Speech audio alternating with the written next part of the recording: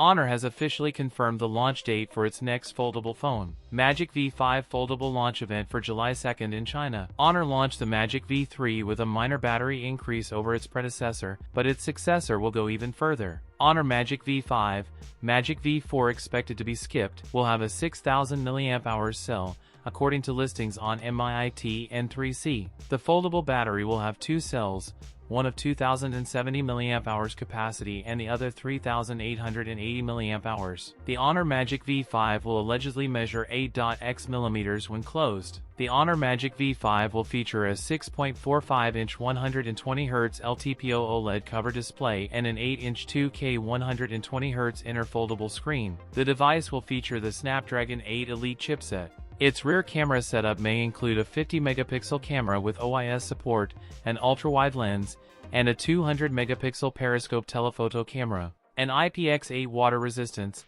and a side-facing fingerprint scanner. That's it for today's video. If you enjoyed it, don't forget to like, comment, and subscribe for more content. Thanks for watching, and I'll see you in the next one.